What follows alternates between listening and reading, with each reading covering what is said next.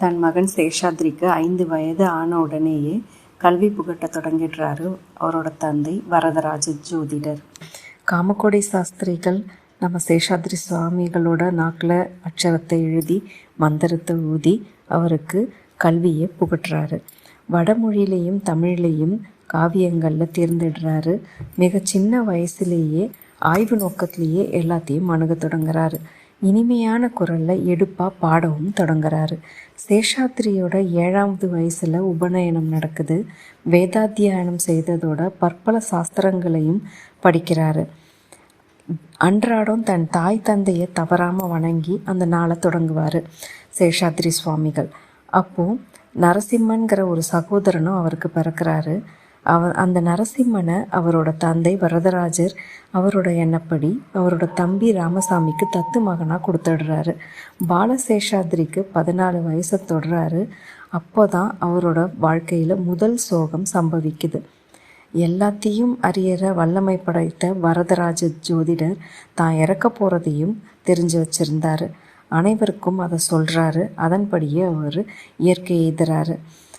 சேஷாத்ரி சுவாமிகள் அழறாரு. மரகதாம்பாள் மூர்ச்சையாகிறாங்க.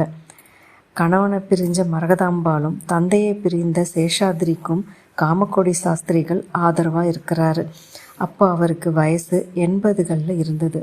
காமக்கோடி சாஸ்திரியாரோட மறைவுக்கு பின்னாடி சேஷாத்ரியோட சித்தப்பா ராமசாமியும் சித்தி கல்யாணியும் மரகதாம்பாளுக்கும் சேஷாத்ரி சுவாமிகளுக்கும் அடைக்கலம் தராரு. சேஷாத்ரிக்கு வயது 17 ஆயிடுச்சு. வாலிப வயசுல இருக்கிறாரு. வாலிப வயசுல இருக்கிற தன்னோட மகனுக்கு திருமணம் பண்ணி பார்க்க மரகதாம்பாள் நினைக்கிறாங்க.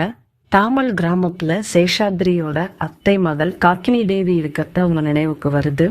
அவங்கள மருமகளா அடைய நினைக்கிறாங்க. அத்தை வெங்கடலட்சுமியும் அதே மாதிரி தான் நினைக்கிறாங்க.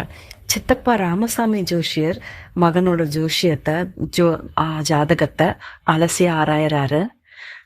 பார்க்கும்போது தான் அவருக்கு தெரியுது சேஷாத்ரிக்கு சன்னியாசி யோகம் தான் இருக்குது.